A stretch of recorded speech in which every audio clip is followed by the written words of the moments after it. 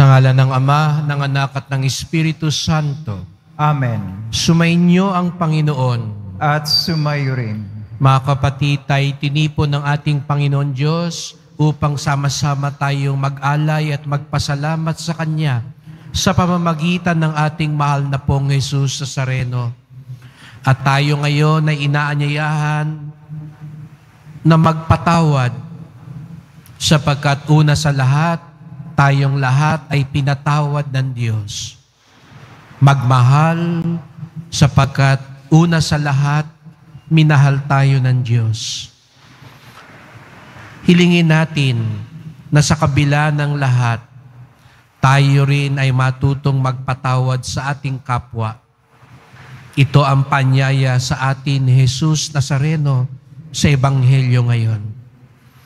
Upang tayo maging marapat gumanap sa banal na pagdiriwang, aminin natin at pagsisihan ang ating mga kasalanan, lalo na kapag tumatanggi tayong magpatawad sa ating kapwa.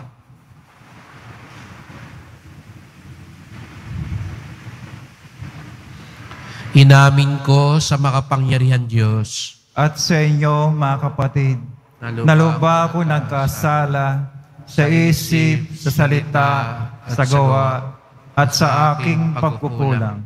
Kaya isinasamo ko sa mahal na Birheng Maria, sa lahat ng mga anghel at mga banal, at sa inyo, mga kapatid, na ako'y panalangin sa Panginoong ating Diyos. Kawan tayo ng makapangyarihan Diyos, patawarin tayo sa ating mga kasalanan, at patnubayan tayo sa buhay na walang hanggan. Amen. Panginoon, kaawaan mo kami. Panginoon, kaawaan mo kami. Kristo, kaawaan mo kami. Kristo, kaawaan mo kami. Panginoon, kaawaan mo kami. Panginoon, kaawaan mo kami. Papuri sa Diyos sa kaitasan.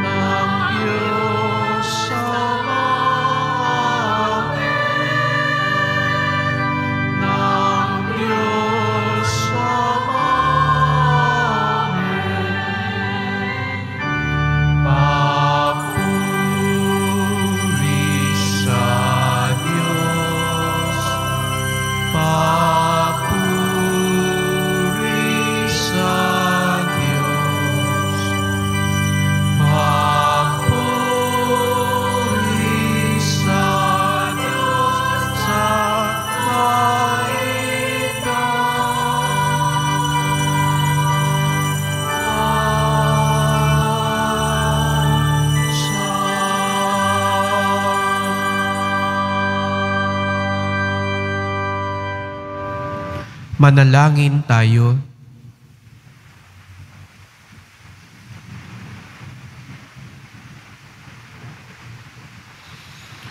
Ama naming makapangyarihan, Ikaw ang lumikha at tagapamahala ng tanang umiiral.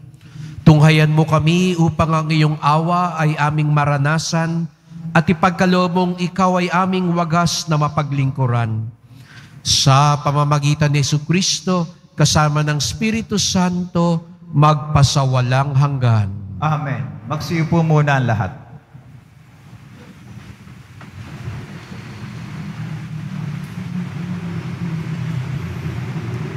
Pagbasa mula sa aklat ni Sirach. Ang puot at pangingit-ngit ay dapat ding kamuhian. Ngunit sa makasalanan, iyan ay pangkaraniwan. Natatandaan ng Panginoon ang kasalanan ng bawat tao at ang mapaghiganti ay paghihigantihan din niya.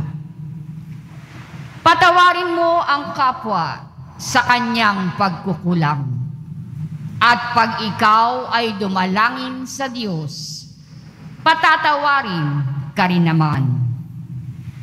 Ang nagtatanim ng galit laban sa kapwa, pag tumawag sa Panginoon, walang kakamtang awa. Kung hindi ka nahahabag sa iyong kapwa, paano mong ihihingi ng tawad ang iyong kasalanan? Kung ikaw na tao lamang ay nagkikimkim ng galit, sinong magpapatawad sa iyo sa mga kasalanan mo? Alalahanin mo ang iyong wakas at pawiin mo ang iyong galit. Isipin mo ang kamatayan at sundin mo ang kautusan. Dili-dilihin mo ang kautusan at huwag kang magalit sa kapwa.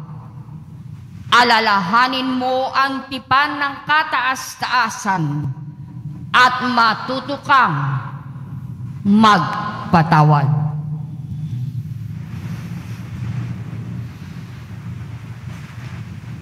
Ang salita ng Diyos. Salamat sa Diyos. Ang ating mahabaging Diyos ay nagmamagandang loob.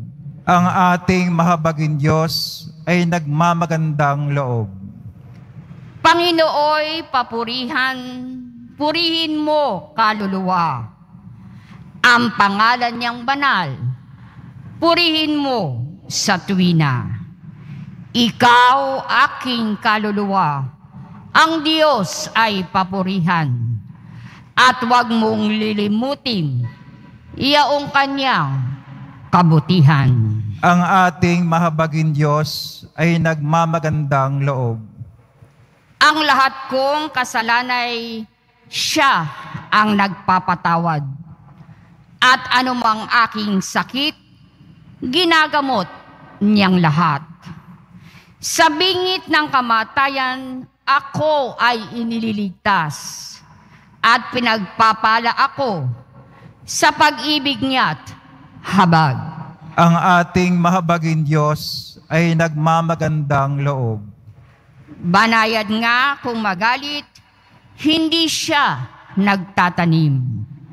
Yaong taglag niyang galit, hindi niya kinikimkim. Kung siya ay magparusa, di katumbas ng pagsuway.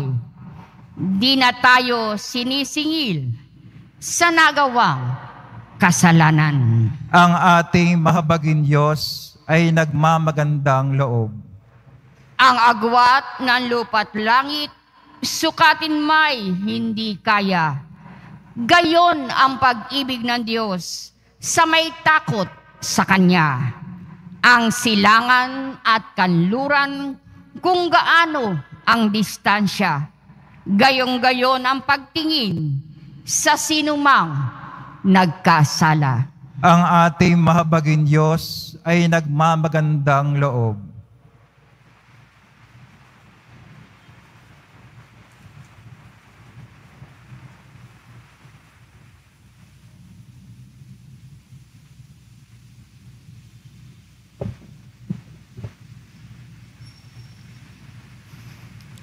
Pagbasa mula sa sulat ni Apostol San Pablo sa mga taga-Roma.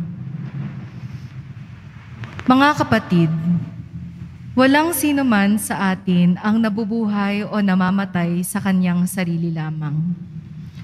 Kung tayo'y nabubuhay tayo para sa Panginoon. At kung tayo'y namamatay tayo para sa Panginoon.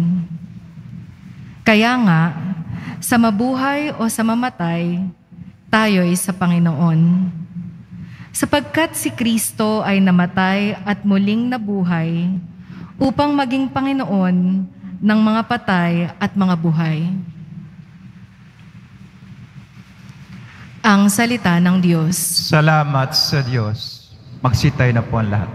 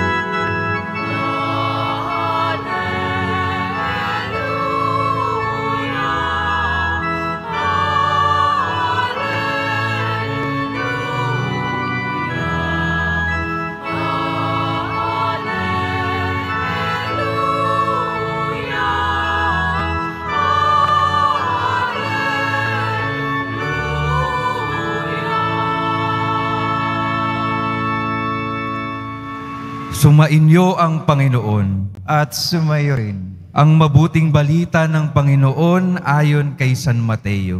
Papuri sa iyo, Panginoon. Noong panahong iyon, lumapit si Pedro kay Jesus at nagtanong sa kaniya, Panginoon, makailan kong patatawarin ang aking kapatid na paulit-ulit na nagkakasala sa akin? Makapito po ba? Sinagot siya ni Jesus, hindi ko sinasabing makapito, kundi 70 ulit pa nito, sapagkat ang paghahari ng Diyos ay katulad nito.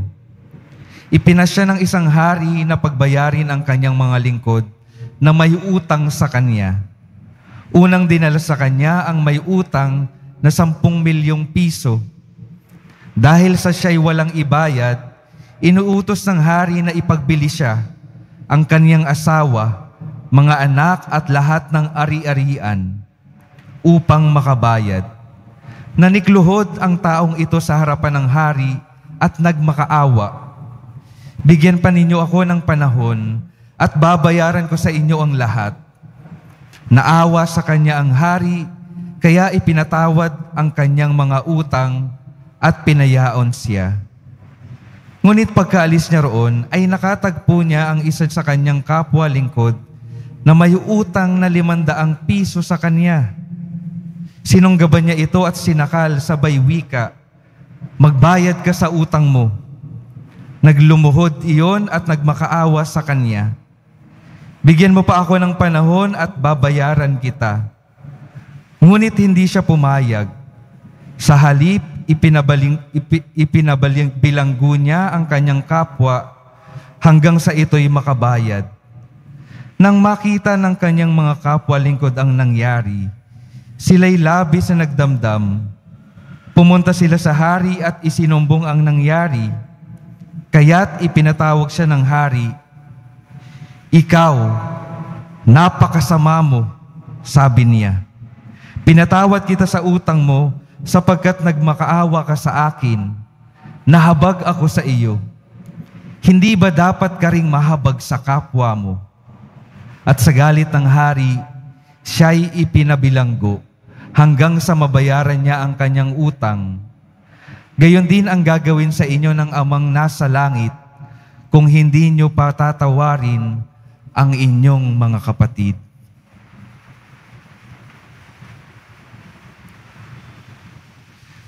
Ang mabuting balita ng Panginoon. Pinupuri ka namin, Panginoong Jesucristo. Magsiupo muna ang lahat. Magandang umaga po mga minamahal na kapatid na naririto at kasama natin online. Mga mahal na deboto ng Poong Jesus Nazareno, atin pong papurihan ang ating mahal na poon.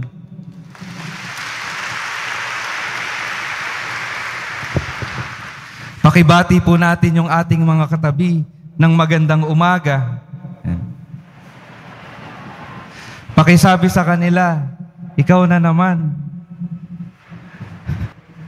Alam ko pong alam niyo po yung salitang karma. Alam niyo naman ho, di ba, kung anong ibig sabihin nun. At alam ko rin na narinig at minsan niyo na rin nasabi sa inyong buhay sa ibang tao na kakarmahin ka rin. Kapag sinasabi natin ito, hindi ba parang sinasabi na rin natin, kung anong ginawa mo sa akin, ay mangyayari sa iyo. Kung anong ginawa mo sa akin, lalo na kung masama, babalik din sa iyo. Saan nanggagaling ito? Sa tingin ko po, nanggagaling ito sa kagustuhan natin na makaganti sa nagawa na masama sa atin. Minsan kasi ipinagpapaubaya na natin sa tadhana, sa langit, yung ating gustong pagganti.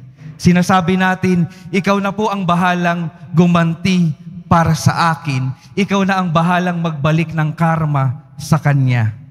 Pagganti. Pero hindi po ito yung nais ituro sa atin ng Panginoon ngayong linggo. Kapag may mga nakagawa ng mali sa atin, yung ating mga pagbasa, yung ating Panginoon sa linggong ito, gusto tayong turuan na magpatawad, hindi gumanti. Forgiveness, ito po ay isa sa pinakamahirap na gawain kapag may mga nakakasakit sa atin. Kaya nais kong matulungan ang bawat isa na buksan yung ating mga puso sa pagpapatawad. At hayaan niyo po akong magkwento muna tungkol sa pagpapatawad. Sa klase po dati namin sa seminaryo, may nakwento po yung isang pari sa amin. Sabi niya po, mayroon daw na nanay na naglilingkod sa kanyang parokya.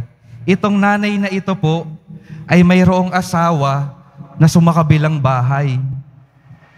At matapos ang ilang taong pagsasakabilang bahay, nalaman niya na itong asawa niyang ito ay nagkaroon ng malubhang sakit. At yung kanyang kabit ay iniwan din siya. Anong ginawa ni nanay? Tinanggap muli, inalagaan, hanggang siya ay sumakabilang buhay. Masakit na daw yung nangyari sa kanya. At ang nakadagdag ng sakit na nararamdaman niya, ay yung narinig niya na sinasabi ng ibang tao sa kanya, ang tanga-tanga naman niya. Iniwan na siya, niloko na siya, ganun pa rin yung ginawa niya sa asawa niya. Ang tanga-tanga naman. Ang tanga-tanga naman po talaga, di ba? Ito yung dahilan kung bakit niya nilapitan si Father at tinanong, Father, katangahan po ba ang magmahal katulad ni Jesus? Katangahan po ba ang magmahal katulad ni Jesus? Siyempre, yung sasabihin ng mundo, gantihan mo ng sakit yung mga nanakit sa iyo. Gusto nating masaktan ang mga taong nakasakit sa atin. Ang nakakalungkot lang, sa kagustuhan nating makapantay sa mga gumawa ng mali sa atin, minsan mas nagiging masahol pa tayo sa kanila. Halimbawa, may nagmura sa atin ng isang beses, hindi tayo papatalo. Babalikan natin ng 3 mura. Anong nangyayari? Mas nagiging malala pa tayo sa kanila. O kaya naman minsan may papalo sa atin. babalikan natin ng mas malakas pang palo. Anong nangyayari? Nagiging mas malala pa tayo sa kanila. Sa tingin po ba ninyo, kapag karahasan ang ginanti natin sa isa pang karahasan, magiging maayos ba ang mundo? Kapag karahasan po ang ibinalik sa isa pang karahasan, walang katapusang karahasan ang mamamayani sa mundo. Hindi po ganoon ang nais ni Jesus. Kaya sinasabi sa atin ni Jesus sa ngayon, let us be better than those who hurt us. Maging mas mabuti tayo kaysa sa mga taong nakasakit sa atin. Paano natin gagawin iyon? By becoming merciful like our Father. Paano ba hinarap ng Diyos yung mga tumalikod sa Kanya, yung mga nanakit sa Kanya, yung mga sumuway sa Kanya? Hindi naman niya pinabayaan, hindi rin niya hinayaan na mawala na lamang, hindi niya rin ginantihan ng pananakit. Ang ginawa ng Diyos, pinatawad niya. Ginantihan niya, hindi ng pananakit, kung hindi ng pagmamahal.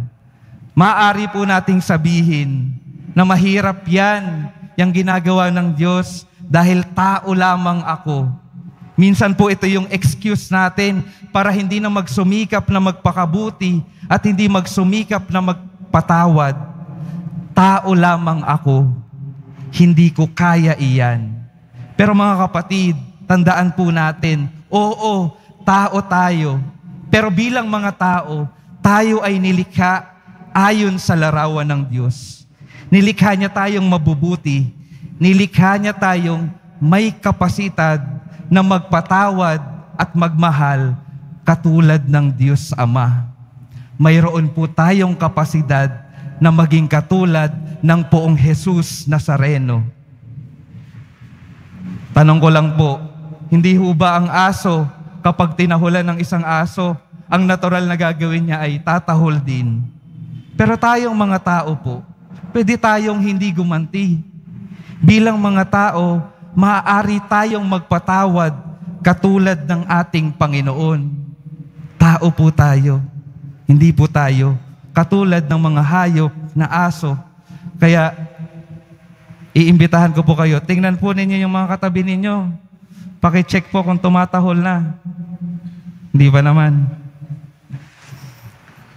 Mga kapatid, malinaw na malinaw sa ating mga pagbasa, ninanais ng Diyos na matuto tayong magpatawad. Ano pong makakatulong sa atin upang matuto talaga tayong makapagpatawad ng ating mga kapwa? Ang maganda pong paalala para sa bawat isa sa atin ay yung karanasan natin ng pagpapatawad ng Diyos. Dito po nagkulang yung isang lingkod na napakinggan natin sa Ebanghelyo. Nakalimutan niya yung karanasan ng pagpapatawad at pagbibigay ng panahon pa sa kanya ng hari. Kaya anong ginawa niya sa kapwa niya lingkod na may utang sa kanya? Hindi niya pinatawad, pinabilanggupan niya. Mga kapatid, lahat naman po tayo ay may nagagawang mali at lahat tayo paulit-ulit na pinapatawad ng Panginoon. Tanggap pa rin tayo ng Panginoon. Kung ano yung laki ng kasalanan natin, mas malaki pa rin yung pagmamahal ng Panginoon na nagnanais na yakapin tayong muli at makabalik sa Kanya. Kaya maaalala nawa natin palagi yung pagpapatawad ng Diyos para sa atin upang ito yung maging inspirasyon natin kapag tayo ay nahihirapan na magpatawad ng ating mga kapwa. Tinuturo sa atin ng Diyos sa Kanyang pagpapatawad sa bawat isa sa atin. You can choose to embrace hurt with forgiveness. You can end the cycle of hurt and start the cycle of love. Mga kapatid, tayo pong mga deboto ng poong Jesus Nazareno, ang tunay pong mga deboto ng Jesus Nazareno, katulad ng mahal na poong hindi gumaganti ng karahasan sa mga nanakit sa Kanya. Ang ganti niya ay pagmamahal at pagpapatawad. Ang tunay na deboto ng poong Jesus Nazareno katulad ng mahal na poong, marunong umintindi dahil alam din niya na siya ay inintindi at pinagpasensyahan ng Panginoon. Ang tunay na deboto ng mahal na poong Jesus Nazareno, katulad niya na nagpapatawad kahit gaano pa kalaki ang pagkakautang at pagkakasala sa Kanya. Kaya mga mahal na deboto ng poong Jesus Nazareno, ito po yung patuloy nating dasal ngayon at magpasawalang hanggan. Patuloy nawa tayong bigyan ng biyaya ng Panginoon, biyaya ng grasya ng pagpapatawad, upang ito ang ating maging inspirasyon sa pagpapatawad ng ating mga kapwa. Amen.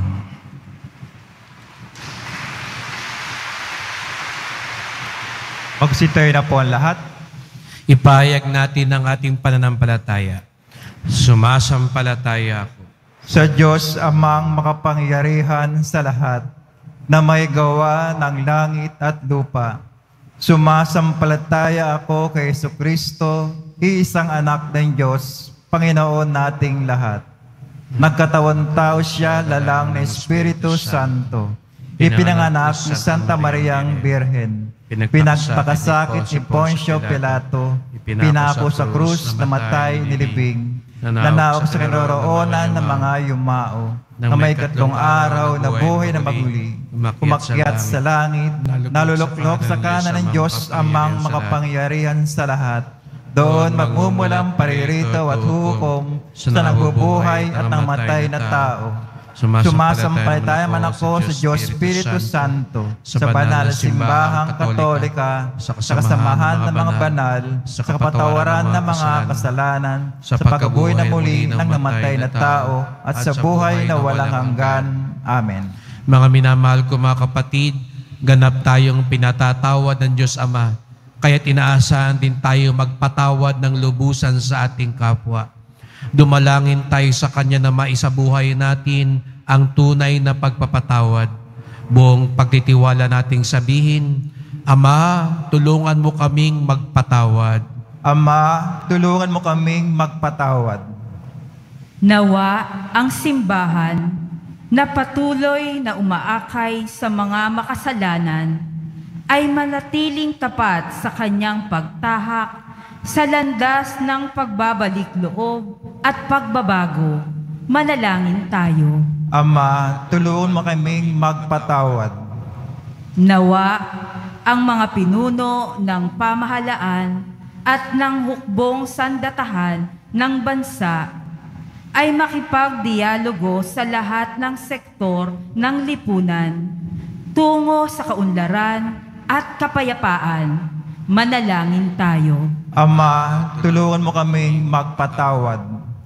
Nawa ang mga biktima ng terorismo, giyera at pandarambong ay makatanggap ng hustisya at pagkalinga mula sa mga pinuno ng bansa. Manalangin tayo.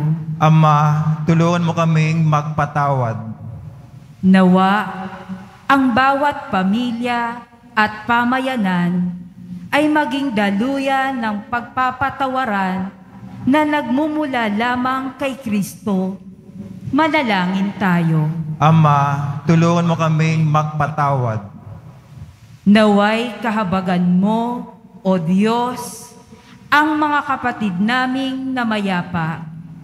Manalangin tayo. Ama, tulungan mo kaming magpatawad. Sa ilang sandali ng katahimikan, ating ipanalangin ang iba pang mga pangangailangan ng ating pamayanan, pati na rin ang ating pansariling kahilingan.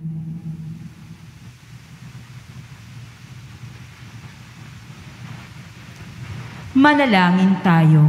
Ama, tulungan mo kaming magpatawad. Tunghayan mo, Ama, ang iyong bayang sugatan. Palitan mo ang aming mapagmatigas na puso ng pusong mapagpatawad at mapangunawa sa aming kapwa. Batid namin kung walang iyong tulong, wala kaming lakas para magpatawad. Ikaw na nabubuhay, naghahari, magpasawalang hanggan. Amen. Magsiupo muna ang lahat.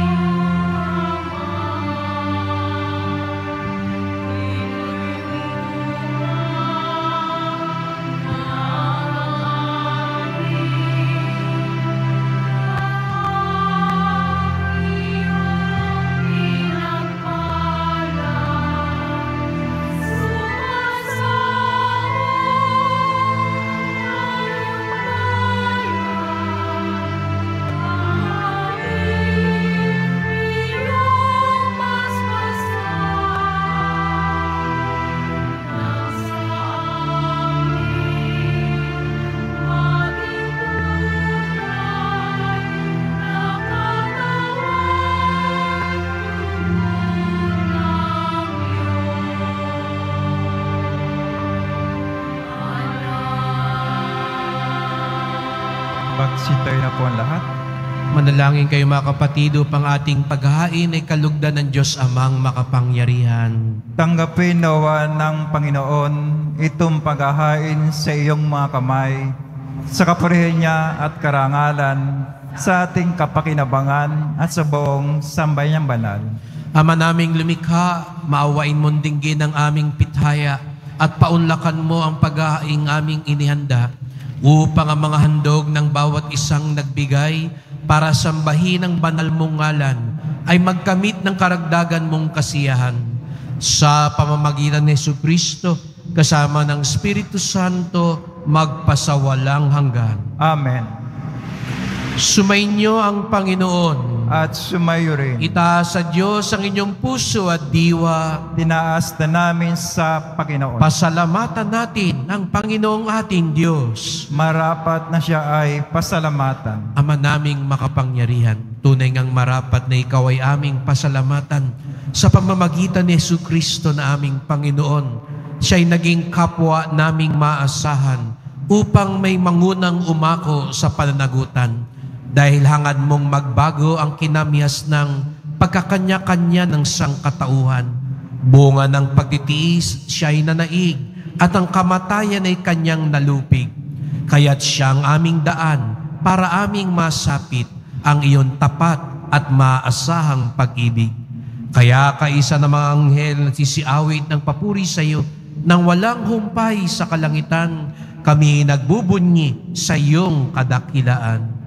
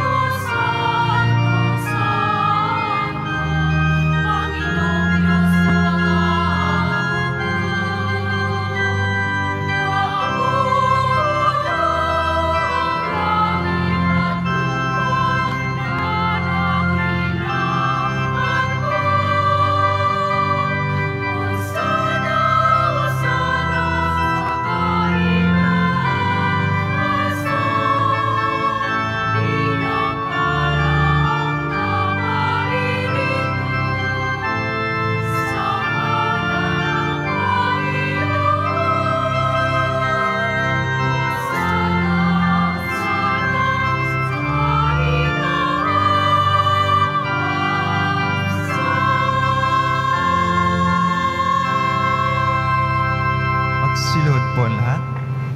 Tuwing tayo nagsisimba, ipagdasal natin na matuto tayong magpatawad katulad ni Jesus Nazareno.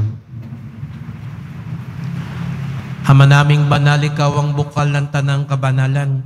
Kaya sa pamamagitan ng Espiritu, gawin mong banal ang mga kaloob na ito upang para sa amin maging katawan at dugo ng aming Panginoong Jesucristo. Bago niya pinagtiis ang kusang loob na maging handog, hinawakan niya ang tinapay, pinasalamatan kanya. Pinaghati-hati niya yung iniabot sa kanyang mga alagad at sinabi, "Tanggapin ninyong lahat ito't kanin. Ito ang aking katawan na ihandog para sa inyo."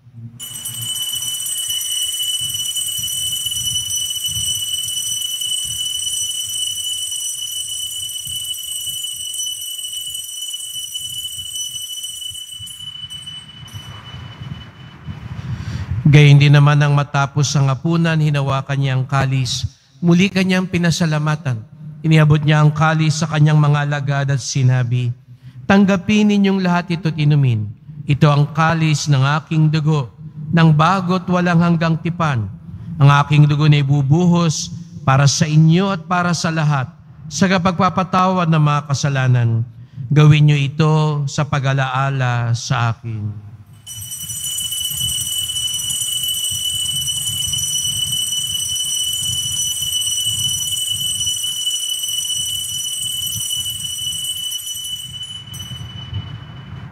Magsitay na po ang lahat. Ipagbunyi natin ang misteryo ng pananampalataya. Si Kristo'y namatay, si Kristo'y nabuhay, si Kristo'y babalik sa wakas ng panahon. Ama, ginagawa namin ngayon ang pag-alaala sa pagkamatay at muling pagkabuhay ng iyong anak. Kaya tinalay namin sa iyo ang tinapay nagbibigay buhay at ang kalis na nagkakaloob ng kaligtasan. Kami nagpapasalamat dahil kami yung minarapat na tumayo sa harap mo para maglingkod sa iyo. Isinasamo namin kaming magsasalo-salo sa katawan at dugo ni Kristo ay mabuklod sa pagkakaisa sa pamamagitan ng Espiritu Santo. Ama, lingapin mo ang iyong simbahang laganap sa buong daigdig. Puspusin mo kami sa pag-ibig kaysa ni Francisco naming Papa, ni Jose naming Obispo at ng Tanang Kaparian. Alalahanin mo rin ang mga kapatid naming nahimlay na may pag-asang sila'y muling mabubuhay, gayon din ang lahat ng mga pumanaw. Kawan mo sila't patuloyin sa iyong kaliwanagan. Kawan mo pagindapating kaming lahat na makasalo sa iyong buhay na walang wakas, kaisa ng mahal na Birheng Maria, Ina ng Diyos, ng kabiyak niyang pusong si San Jose, ni San Juan Bautista at lahat ng mga banal na namuhay dito sa daigdig ng kalugod-lugod sa iyo. May pagdiwang nawa namin ng pagpupuri sa ikararangal mo sa pamamagitan ng iyong anak na aming Panginoong Hesukristo. Sa pamamagitan ni Kristo, kasama niya at sa Kanya, ang lahat ng parangal at papuri ay sa iyo, Diyos Amang makapangyarihan, kasama ng Espiritu Santo, magpasawalang hanggan.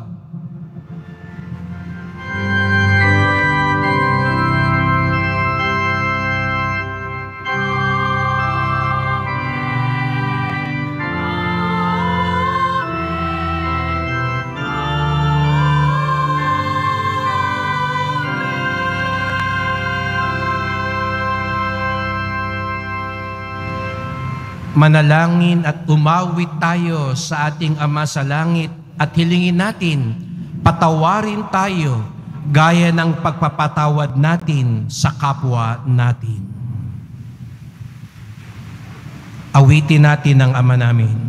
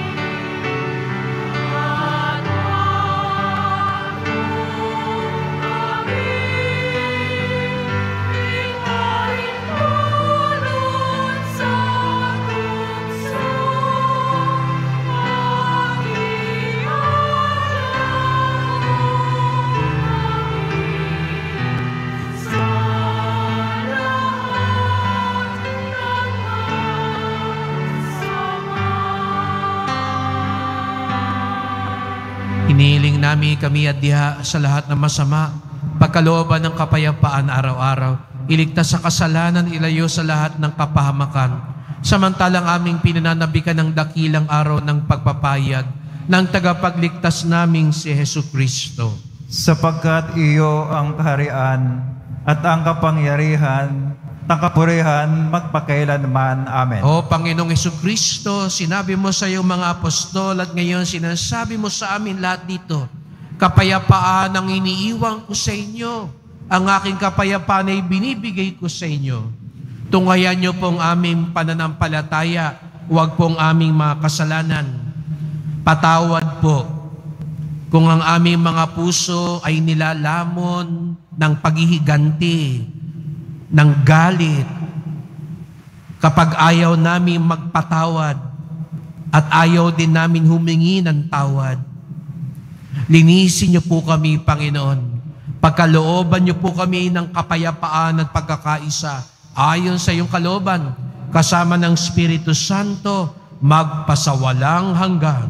Amen. Ang kapayapaan ng Panginoon ay laging sumainyo. At sumayo rin. Magbigayan kayo ng kapayapaan sa isa't isa.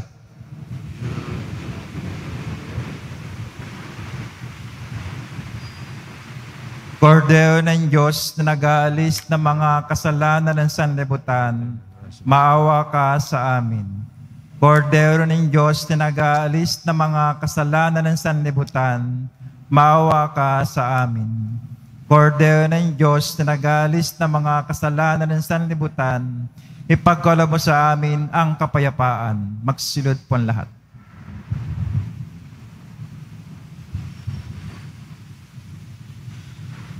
Mga kapatid, narito si Jesus Nazareno, ang bukal ng awa at kapayapaan. Ang kordero ng Diyos nag-aalis ng mga kasalanan ng sanlibutan, mapapalad ang inaanyayahan sa kanyang piging. Panginoon, hindi ako karapat-dapat na magpatuloy sa iyo, ngunit sa isang salita mo lamang ay gagaling na ako.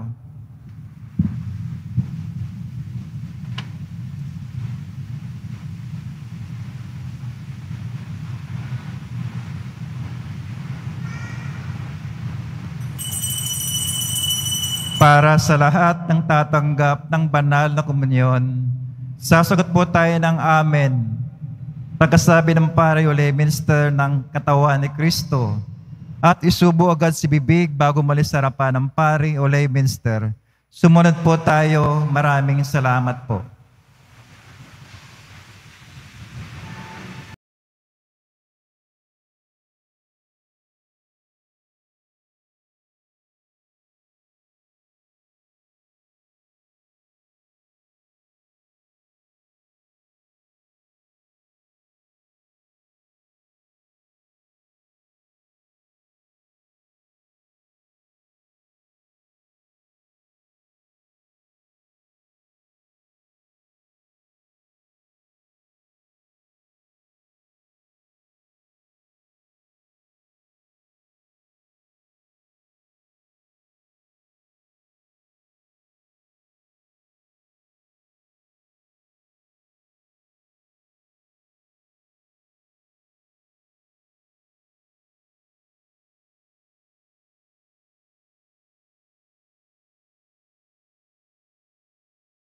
Manalangin tayo.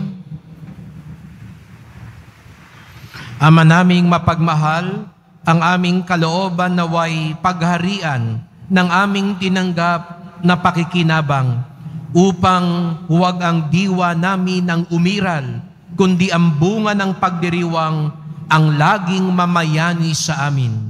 Sa pamamagitan ni Jesucristo, kasama ng Espiritu Santo, magpasawalang hanggan. Amen.